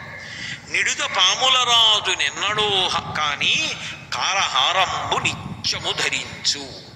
సాధారణంగా శంకరుడు మిగిలినటువంటి ఆభరణాలు పెద్ద ధరించడానికి ఇష్టపడడు, నిరాడంబరుడు. వేలి ఉంగరాలుగా కూడా ఆయన పాముల్ని పెట్టుకుంటాడు, చేతి కంకణాలుగా పాములు పెట్టుకుంటాడు, మెడలో పాములు వేసుకుంటాడు. సర్ప జాతినంత అనుగ్రహించాడు. కానీ ఒక్క దక్షారామంలో మాత్రం పాముల్ని మెళ్ళో వేసుకుంటాడు. ఇక్కడ వద్దులే అంటట. అక్కడేం వేసుకుంటాడు అంటే నిడుదల పాముల రాజు నిన్నడో గాని తారహారంబు నిత్యము ధరించు, పెద్ద పెద్ద ముత్యాల హారాలు వేసుకుంటాడు. ఒళ్ళంతా మంచి మంచి కంకణాలు అవన్నీ పెట్టుకుంటాడు. అంటే అంత భోగిగా ఉండేటటువంటి క్షేత్రం ఇది అంటే దక్షారామం. అలాగే నృకరంక రుండమాలలు ఎన్నడో కాని ఆయన ఏదో మెడలో ఎప్పుడూ కూడా పుర్రెల మాల ఒకటి వేసుకుంటాడు. పునుకల పేరు కంఠమున భూరి భుజంగము భూషణంబుగా అనయము భస్మధారణము అద్రి నివాసము మీరువిల్లుగా అనుభుగ దంతి చర్మమును హస్తములందు కపాల శూలముల్ పడివడిదాల్తు శంకర కృపావరు రూపమును ఆశ్రయించదన్నట్టారు. ఎందుకు మెళ్ళో పుర్రెల మాల? ఆయనకేమో బంగారం గొలిసిచ్చేవాళ్ళు లేరా? అసలు బంగారమే శివవీర్యం. అయినప్పుడు ఎందుకు అలా వేసుకుంటాడు అంటే బ్రహ్మమస్తకావలీ నిబద్ధతే నమశివాయ అంటారు. మొట్టమొదట బ్రహ్మగారిని సృష్టించి ఈ సృష్టిని చెయ్యమని వేదాలు ఇచ్చాడు. ఆ బ్రహ్మగారి తలకాయ కూడా బొత్తిగా రుద్రభూమిలో పడిపోతే బాగుండదని బ్రహ్మగారు పడిపోయినప్పుడు ఆయన పుర్రె తీసి తలపకి చుట్టి మెళ్ళో వేసుకున్నాడు. అలాంటి బ్రహ్మల యొక్క పుర్రెలు ఎన్నో అయిపోయి పెద్ద మాలైపోయింది. అంటే ఇంతమంది బ్రహ్మలు వెళ్ళిపోయారు, ఆయన మాత్రం అలాగే ఉన్నాడు. శాశ్వతుడు, నిత్యుడు, నిరంజనుడు, కాలాతీతుడు అని చెప్పడానికి ఆయన మెడలో ఉన్నటువంటి పుర్రెల మాల నిదర్శనం. నృకరంకరుండమాలెన్నడో కాని ఆ దక్షారామ క్షేత్రంలో మాత్రం పుర్రెల మాలలు వేసుకుంటారు. పుర్రెల మాలలు వేసుకోకుండా దానికి బదులుగా మెడలో ఎప్పుడూ కూడా మంచి తారహారంబు నిత్యము ధరించు, ముత్యాలహారాలు, పూలదండలు ఇలాంటివన్నీ కూడా మెళ్ళో వేసుకుంటాట. తాట నడిచెక్కి ఎన్నడో కాని సాధారణంగా శివుడు ఎక్కడ ఉంటాడు అని అడిగారు అనుకోండి, శ్మశానంలో ఉంటాడు అంటారు. శ్మశానంలో ఉంటాడు అన్న మాటని జాగ్రత్తగా అర్థం చేసుకోవాలి. నిజానికి ఆయనకి శ్మశానంలో ఉండవలసిన అగత్యమే లేదు. అనుశాసనిక పర్వంలో భారతంలో పార్వతీదేవి అడిగింది, శంకర బ్రహ్మాండమైన కైలాసం ఉంది, ఎందుకండి అక్కడ ఉంటారు మీరు శ్మశానంలో అని. అయ్యో 2 కారణాలకు ఉంటారు పార్వతి. నేను అక్కడ ఉండకపోతే పిశాచాలు మొదలైనటువంటి ఉగ్రభూతాలు ఇళ్లల్లోకి చొరబడిపోతాయి. చొరబడిపోయి దైవారాధన చెయ్యనివ్వవు, మనుష్యుల్ని బాధపడతాయి. ఆ బాధ పెట్టకుండా మనుష్యుల్ని ప్రశాంతంగా బతకనివ్వడం కోసమని నేను శ్మశానంలో ఉండి తాండవం చేస్తూ ఉంటాను. అవి నా తాండవం చూస్తూ అక్కడ కూర్చుంటాయి. అక్కడ కూర్చుంటే ఇక్కడ వీళ్ళు సుఖంగా ఉంటారు. అదే పనిగా ఆయన్ని పట్టుకుని శ్మశానవాసి అని తిట్టారనుకోండి, ఏదో ఒకనాడు ఆయనకి ఒళ్ళు మండి నేను వదిలేసి మీలా మేడలో ఉంటానని చెప్పి వచ్చేసాడంటే అవన్నీ వచ్చి మీద అడిపోతాయి. ఆయన అక్కడుండి మన ఇక్కడ ప్రశాంతంగా ఉండనిస్తున్నాడు. అందుకున్నాను పార్వతి. 2 బతికున్నంత కాలం నా వాళ్ళు నాకు ఎంతుంది అంతుంది, అది చదివాను ఇది చదివాను, ఆ ఉద్యోగం ఈ ఉద్యోగం అంటాడు. శరీరం పడిపోయి కట్టెలలో కాలిపోయి జీవుడొక్కడు లేచి నిలబడిన తరువాత చీకటి పడేసరికి అక్కడ ఉండేవాడు ఎవరు ఉండడు. అప్పుడు భయపడుతుంటే నేనున్నానురా అని ఓదార్చడానికి అక్కడ నిలబడతానన్నాడు. కాబట్టి కాట నడిచెక్కి ఎన్నడో కాని దక్షవాటిక స్వర్ణ సౌధముల మీద ఆయన శ్మశానవాటికలో ఎప్పుడో కానీ ఓసారి అలా వెళ్ళి రాట్టాడు. మరి ఎక్కడుంటాడు దక్షారామంలో అంటే స్వర్ణ సౌధముల మీద, కింద అంతరాలయంలో ఉండట. అందుకే మేడ మీద ఉంటాడు. మెట్లెక్కి పైకెక్కాలి. పైకెక్కితే పైన ఉన్నటువంటి ఆలయంలో శివలింగానికి అభిషేకాలు జరుగుతుంటాయి. కాబట్టి కాట నడిచెక్కి ఎన్నడో కాని దక్షవాటిక స్వర్ణ సౌధముల మీద పిశాచులనెన్నడో కాని ఇందు ముకులను ఎల్లకాలంబు తలచువి భీమేశ్వరుండు. ఆయన సాధారణంగా శంకరుడు పిశాచాది ప్రమదగణాలన్నింటినీ కూడా దగ్గర పెట్టుకుంటుంటాడు. అయితే మీరు ఒక ప్రశ్న వెయ్యొచ్చు, ఎందుకండి అలా పెట్టుకోవడం అని. నాకు 10 మంది కొడుకులు ఉన్నారు అనుకోండి, అందులో 3 ఐఏఎస్లు అనుకోండి, 3 ఐఏఎస్లు, 4 డాక్టర్లు, 2 ఐపీఎస్లు, ఒకడు పెద్ద జేబు దొంగ ఉన్నాడు అనుకోండి. నా షష్ఠి పూర్తికి ఐఏఎస్ఎల్ని ఐపీఎస్ఎల్ని డాక్టర్లని పిలుస్తానా, జేబు దొంగని కూడా పిలుస్తానా? వాడు జేబు దొంగ అయినా నా కొడుకు, అందుకని వాణ్ణి పిలిచి, ఒరే నాయనా నా షష్ఠి పూర్తిరా, బంధువులందరూ వస్తారా, నీ విద్య ఇక్కడ ప్రదర్శించకరా, పరువు పోతుందిరా, నువ్వు ఇలా కూర్చో, ఇక్కడ ఉండు నా దగ్గర అని కొడుకు కాబట్టి బయటికి వెడితే ఏం చేస్తాడో అని దగ్గరికి కూర్చోబెట్టుకుని వాడి వలన లోకమునకు అపకారం లేకుండా ఉత్సవం పూర్తయ్యేట్టు చూస్తాను. 10 మంది కొడుకులున్న తండ్రికి జేబు దొంగ కూడా తన కొడుకే అయితే షష్ఠి పూర్తికి పిలిచినప్పుడు లోకములన్నిటికీ ఆయన తండ్రి అయినప్పుడు పిశాచాల్ని నీ దగ్గరికి రానివ్వనంటే మరి ఎవరి దగ్గర చేర్చుకోవాలి? అందుకే పిశాచాల్ని కూడా దగ్గరే పెట్టుకుంటాడు. పిశాచాలు ఆయన దగ్గరే ఉంటాయి, వశిష్ఠాది మహర్షులు ఆయన దగ్గరే ఉంటారు. కాబట్టి ఎన్నడో పిశాచుల కాని ఇందుముఖులను ఎల్లకాలంబు తలచు భీమేశ్వరుండు. భీమనాథుడు పిశాచాల్ని దగ్గర పెట్టుకోట దక్షారామంలో. ఆయన చుట్టూ ఎవరుంటారో తెలుసా? రంభాది అప్సరసలు మొదలైనటువంటి వాళ్ళు నాట్యం చేస్తూ నిండు బేరోలగంలో ఆయన్ని సంతోషపెడుతూ ఉంటారట. చంద్రముఖులు లాంటి వాళ్ళందరినీ కూడా అప్సరసలు వాళ్ళ మధ్య కాలక్షేపం చేస్తూ మహాభోగిగా ఉంటాట. అన్నిటికన్నా పరమాద్భుతమైన విషయం ఏమిటో తెలుసా? దక్షారామంలో ఏకాదశి నాడు అర్ధరాత్రి వేళ నిశ్శబ్దంగా అర్చకులు దక్షారామంలో అంతరాలయంలోకి వెళ్ళేటటువంటి ఆచారం ఒకటి ఉండేది.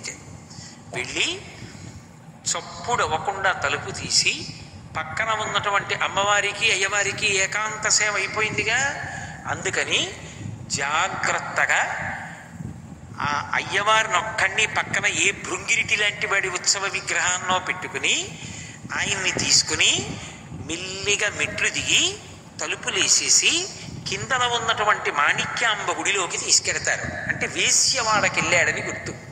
అక్కడుంచి ఇంకా తెల్లవారక ముందే నిశ్శబ్దంగా అర్చకులు మళ్ళీ భృంగిరిటిని పరమశివుడి యొక్క ఉత్సవమూర్తిని తీసుకుని మెట్లెక్కి అక్కడ అమ్మవారు నిద్ర లేవకముందే అంతరాలయంలోకి చేర్చేసి తలుపేసి వచ్చేస్తారట. అంటే ఎందుకు అలా జరుగుతుంది అంటే హద్దులేని భోగం అనుభవిస్తారట అక్కడ. నిజానికి మాణిక్యాంబ ఎవరు? ఆయన ఇల్లాలే. లోకంలో ఆయనకి చెందని వాళ్ళెవరున్నారు? కానీ ఆయనట దక్షారామంలో ఎంత భోగం అనుభవిస్తాడు అన్నదానికి హద్దు లేదు. అందుకే దక్షారామంలో భీమనాథుణ్ణి సేవించిన వాడికి కూడా ఎంత భోగం ఇవ్వగలడు అన్నదానికి హద్దు లేదు. ఎటువంటి కోరిక అయినా, ఎంత పాపం అడ్డొచ్చి అవసరం తీరనిదైనా దక్షారామంలో తీరుస్తాడంటారు. అందుకు భోగమోక్ష నివాసంబు దక్షవాటి. ఇక భూమండలంలో ఇక అటువంటి క్షేత్రం లేదు అనడానికి కారణం అది. అందుకే పిశాచులనెన్నడో కాని ఇందుముఖులను ఎల్లకాలంబు తలచు భీమేశ్వరుండు. ఎప్పుడు ఇందుముఖులను తలుస్తూ ఆ పైన ఆ రాచ మేడలో నివాసం ఉంటూ ఉంటాడు. చిత్రం ఏమిటంటే పైకి కనపడి కొన్ని, కనపడక కొన్ని కోట్ల సంఖ్యలో తీర్థములు దక్షారామ క్షేత్రంలో పరమేశ్వరుణ్ణి సేవిస్తూ ఉంటాయి. గూఢములు నిగూఢములు గూఢాగూఢంబులకుచు కోటుల సంఖ్యన్. కోట్ల సంఖ్యలు గూఢంగా కనపడకుండా, నిగూఢంగా అసలు కనపడకుండా, కనపడుతూ రకరకాలుగా అనేకమైనటువంటి తీర్థములు దక్షారామంలో ఉండేటటువంటి భీమనాథుణ్ణి సేవించడానికి వస్తుంటాయి. ఎందరో దేవతలు దక్షారామ క్షేత్రానికి వచ్చి ఆ భీమనాథుణ్ణి సేవిస్తూనే ఉంటారు. అంత గొప్పగా ఏకకాలమునందు ఇన్నిటినీ అనుగ్రహించగలిగినటువంటి అద్భుతమూర్తి భీమనాథుడు. భీమనాథ క్షేత్రానికి ఉండేటటువంటి ఇంకొక గొప్ప విశేషం ఏమిటంటే అక్కడ క్షేత్రపాలకులు లక్ష్మీనారాయణుడు. శివకేశవ అభేదంగా, అసలు శివుడొకడు కేశవుడొకడు అనేటటువంటి సిద్ధాంతం లేకుండా ఇద్దరూ ఒకటే సుమా అని చెప్పే విధంగా పరమశివుని యొక్క క్షేత్రానికి, దక్షారామ క్షేత్రానికి లక్ష్మీనారాయణులు క్షేత్రపాలకులై ఉన్నటువంటి క్షేత్రం ఆ క్షేత్రమే. అంతేకాదు దక్షారామ క్షేత్రంలో ఒక విశేషం ఉన్నది. మీరు దక్షారామం లోపలికి వెళ్ళేటప్పుడు కానీ, దక్షారామ క్షేత్రంలోంచి బయటికి వచ్చేసేటప్పుడు కానీ ప్రధాన గడప ఉంటుంది. ఆ గడప పక్కన ఒక అరుగు ఉంటుంది. ఆ అరుగు మీద కూర్చుని ఒకసారి ఇలా గడప మీదకి తలెత్తి పైకి చూశారనుకోండి, పైకి చూస్తే ఒక అద్భుతమైనటువంటి సన్నివేశం కనపడుతుంది. మధ్యలో శంకరుడు పార్వతీదేవితో కలిసి కొలువై ఉంటాడు. 8 దిక్కుల ఏ దిక్కున ఎవరుంటారని చెప్తామో వాళ్ళు ఆ 8 దిక్కుల శంకరుణ్ణి సేవిస్తూ ఉంటారు. తూర్పున ఇంద్రుడు ఉంటాడు, ఆగ్నేయంలో అగ్నిహోత్రుడు ఉంటాడు, దక్షిణాన యమధర్మరాజు ఉంటాడు, నైరుతిలో రాక్షస ప్రభు ఉంటాడు, పశ్చిమాన వరుణుడు ఉంటాడు, వాయవ్యాన వాయుదేవుడు ఉంటాడు, ఉత్తరాన కుబేరుడు ఉంటాడు, ఈశానమున ఈశానుడు ఉంటాడు. ఉండి యనమండుగురు కూడా చామరం వేసి శంకరుణ్ణి సేవిస్తూ ఉంటారు. సేవిస్తూ ఉండగా పైన పార్వతీ సహితుడై పరమశివుడు కూర్చుని ఉంటాడు. దాని కింద ఒక్కసారి కూర్చుని పైకి తలెత్తి ఆ ద్వారానికి ఉన్నటువంటి ఆ అమరిక వైపు తిరిగి ఒక్క నమస్కారం చేసినంత మాత్రం చేత దక్షారామంలో అష్టదిక్పాలకుల యొక్క అనుగ్రహం కూడా కలుగుతుంది. వాళ్ళు శంకరుడి యొక్క సేవ చేస్తూ ఉంటారు కాబట్టి యమధర్మరాజు గారి యొక్క అనుగ్రహం దగ్గర నుంచి కుబేరుడు, వాయువు, అగ్ని వీళ్ళందరి యొక్క అనుగ్రహాన్ని పొందడానికి దక్షారామ క్షేత్ర దర్శనం అంత గొప్పదిగా లోకంలో చెప్తారు. అంత గొప్ప అమరిక కలిగినటువంటి క్షేత్రం దక్షారామ క్షేత్రం. దక్షారామ క్షేత్రం లోపలికి ప్రవేశిస్తూ ఇందాకనే చెప్పినటువంటి గడప దాటడానికి ప్రయత్నం చేసేటప్పుడే ఎడంచేతి వైపు పరమాద్భుతమైనటువంటి రీతిలో డుంటి గణపతి కనపడతారు. కాశీపట్టణంలో డుంటి గణపతి ఎలా ఉంటాడో మళ్ళీ అలా డుంటి గణపతి కొలువై ఉన్నటువంటి క్షేత్రం దక్షారామ క్షేత్రం.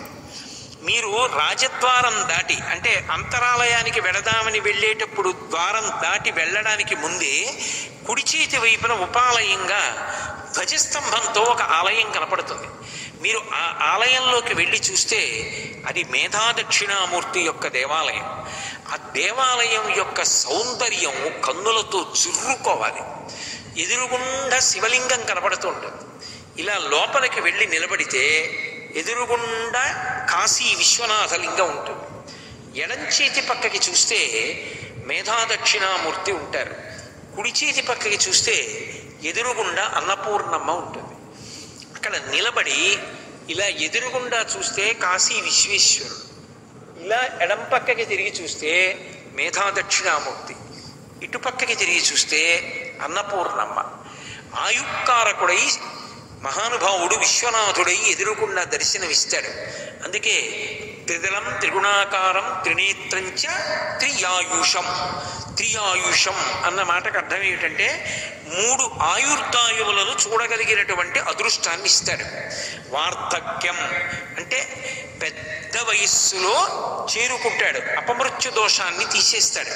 మధ్యలో శరీరం పోవలసినటువంటి అగత్యాన్ని పోగొడతాడు ఒక్క మారేడు దళం చేత పోగొట్టి. త్రియాయుషం బాల్యము, యవ్వనము, కౌమారము ఈ 3 రకాలైనటువంటి ఆయుర్దాయాన్ని దాటి వార్ధక్యంలోకి వెడతాడు. అంటే దీర్ఘాయుష్మంతుడై కలియుగంలో 100 సంవత్సరములు బ్రతకమని ఆశీర్వచనం కనుక 100 సంవత్సరముల ఆయుర్దాయాన్ని పొంది భిన్నమైనటువంటి రీతిలో శరీరం విడిచిపెట్టవలసిన అవసరం లేకుండా అపమృత్యు దోషాన్ని తొలగించేటటువంటి రీతిలో మారేడు దళముల చేత పూజింపబడేటటువంటి విశ్వనాథ లింగము ఎదురుగుండా కనపడుతూ ఉంటుంది. కేవలము ఆయుర్దాయంతో ఉండి ప్రయోజనం ఏమిటి? దరిద్రంతో బాధపడకూడదు.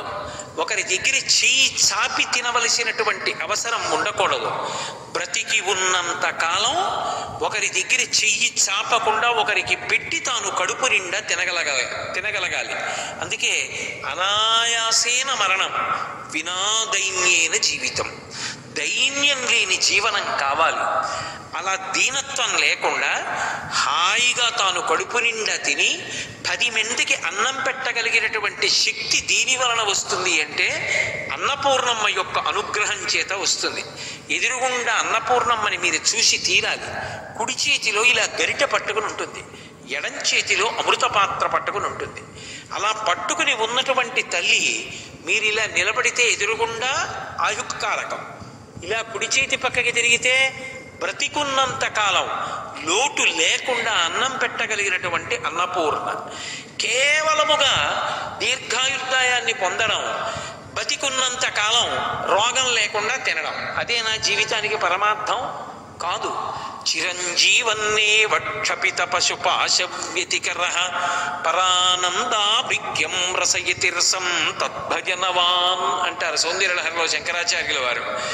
ఆ తిన్న అన్నం ఒక్కటే కాదు, అన్నంతో పాటు జ్ఞాన వైరాగ్య సిద్ధ్యర్థం భిక్షాం దేహీ చ పార్వతి. ఆ అన్నపూర్ణమ్మ జ్ఞాన వైరాగ్యములను ఇవ్వాలి.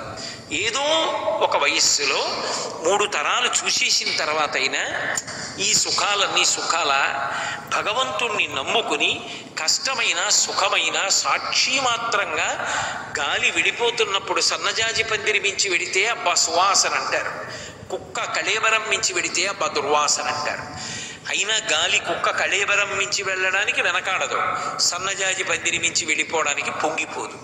పొంగు కొంగు లేకుండా ఎప్పుడూ ఒకలా ఉండగలిగినటువంటి వైరాగ్య సంపత్తిని పొందాలన్నా, జ్ఞానమును పొందాలన్నా అన్నంతో పాటుగా అన్నపూర్ణమ్మ అనుగ్రహిస్తే, మేధాదక్షిణామూర్తి యొక్క అనుగ్రహం కలిగితే, ఆయన యొక్క అనుగ్రహ విశేషం చేత జ్ఞానమును పొందితే, ఆ జ్ఞానము వలన ఇక మళ్ళీ పుట్టవలసినటువంటి అవసరం లేని పరమాద్భుతమైన పునరావృత్తి రహిత శాశ్వత శివ సాయుధ్య స్థితిని పొందుతాడు. సరస్వతీ కటాక్షాన్ని, గొప్ప జ్ఞానాన్ని ఇవ్వగలిగినటువంటి మేధాదక్షిణామూర్తి మనం శివలింగానికి ఎదురుగుండా నిలబడినప్పుడు ఎడమవైపు కనపడతాడు, కుడివైపు అన్నపూర్ణమ్మ. ఆయుక్కారకమై విశ్వనాథలింగము ఎదురుగుండా ఉండేటటువంటి మేధాదక్షిణామూర్తి దేవాలయం అక్కడే కనపడుతుంది. ఇప్పుడు అలా జరగట్లేదు, కానీ దక్షారామ క్షేత్రంలో ఇప్పటికీ మీరు పరిశీలించి చూస్తే గుడి బయట కూడా అనేక చోట్ల మంటపాలు కనపడతాయి. ఒకప్పుడు అన్ని ఉత్సవాలు జరిగేవిట. ఒక్కొక్క వారం, ఆదివారం వచ్చిందంటే ఒక ఉత్సవం అక్కడ మంటపంలో జరిగేది, సోమవారం వచ్చిందంటే ఒక మంటపంలో జరిగేది, మంగళవారం వచ్చిందంటే ఒక మంటపంలో జరిగేది. ఇప్పటికీ మీరు దక్షారామం వెడితే దేవాలయం లోపల తిరుగుతున్నప్పుడు కొన్ని మంటపాలు కనపడతాయి. ఒక మంటపంలో ఇప్పుడు అన్నదానం చేస్తున్నారు, నిత్యాన్నదానం. ఆయా మంటపాలలో ప్రతిరోజు కూడా గొప్ప గొప్ప ఉత్సవాలన్నింటినీ కూడా స్వామి స్వీకరిస్తాడు. ఇప్పటికీ ప్రతినిత్యం ఎందరో దేవతలు, ఎందరో ఋషులు ఆయన యొక్క దర్శనానికి వస్తూనే ఉంటారు. అంత గొప్ప క్షేత్రం. అక్కడ సుబ్రహ్మణ్య స్వరూపంగా 2 పాములు జంటగా ఉన్నటువంటి రూపంతో సుబ్రహ్మణ్యుడు కొలువై ఉంటాడు. అందుకే సంతానకారకత్వాన్ని ఇస్తాడు. భైరవుడు అంటే భై అనేటటువంటి రవం చేస్తాడు. యమధర్మరాజుని కూడా శాసించగలిగినటువంటి శక్తి భైరవుడికి ఉంటుంది. ఒటుక భైరవుడిగా దక్షారామ క్షేత్రంలో మిగిలిన క్షేత్రాల కన్నా భిన్నంగా దర్శనమిస్తాడు. కాలభైరవుడు, ఒటుక భైరవుడు ఇద్దరూ కూడా కనపడతారు. ఇప్పటికీ మీకు దక్షారామ క్షేత్రంలో ఒక పరమాద్భుతం కనపడుతుంది. రావి చెట్టు బయట ఉంటుంది. సప్తగోదావరిలో స్నానం చేసి వస్తుంటాం. వస్తున్నప్పుడు ఆ రావి చెట్టు మొదట్లో స్వయంభూ లింగం ఉంటుంది. ఆ స్వయంభూ లింగానికి కుడి చేతి వైపుగా వెడితే అక్కడ కాలభైరవుడు ఉంటాడు. ఆ కాలభైరవుడు ఒకప్పుడు క్షేత్రాన్ని విడిచిపెట్టి బయటికి వస్తూ ఉండేవాట. ఆయన్ని ఆపడం కోసమని ప్రత్యేకంగా యంత్రం వేశారు. యంత్రం వేసి గీత గీస్తే ఆ స్వామి లోపలే ఉండి అనుగ్రహిస్తాడు. ఎంత గొప్ప అనుగ్రహం అంటే, సంతానకారకుడై ఆయనకి వడమాల వేస్తే అక్కడ ఉన్నటువంటి కాలభైరవుడు సంతానకారకుడు అవుతాడు. అటువంటి కాలభైరవుడు దేవాలయం లోపల ఒటుక భైరవుడు కనపడతాడు. భైరవోపాసనలో ఒటుక భైరవుడు అద్భుతమూర్తిగా చెప్తారు. భూమ్యాకాశముల మధ్యనంతా కూడా ఆయన తేజస్సు నిండిపోతుంది అని. అటువంటి వటుక భైరవ స్వరూపం దేవాలయం లోపల ఉంటుంది. ఇన్ని అద్భుతాల యొక్క సమాహార స్వరూపం ఆ దక్షారామం. అందుకే అసలు దక్షారామం లాంటి క్షేత్రం, భీమనాథుని వంటి వేల్పు, సప్తగోదావరం లాంటి తీర్థం ఇక ఈ భూమి మీద ఎక్కడా లేదు. వారణాసి కూడా మోక్షపురి మాత్రమే. భోగమోక్షపురులు ఏవి అంటే ఒక్క దక్షవాటమే. అంత గొప్ప క్షేత్రం దక్షారామమని మనకి మహానుభావుడు ఆ భీమేశ్వర పురాణంలో శ్రీనాథ మహాకవి అందించాడు. వ్యాసుడిచ్చినటువంటి మూలాన్ని అనువాదం చేసి. అంత గొప్ప విశేషం. అటువంటి అదృష్టాన్ని పరమేశ్వరుడు ఇచ్చినందుకు మీరు నేను కూడా ఆ మాణిక్యాంబకి భీమనాథుడికి పునఃపునః నమస్కారములను సమర్పిద్దాం. దక్షారామ విశేషాల గురించి మళ్ళీ పునః ప్రవచనం ప్రారంభం చేస్తాను.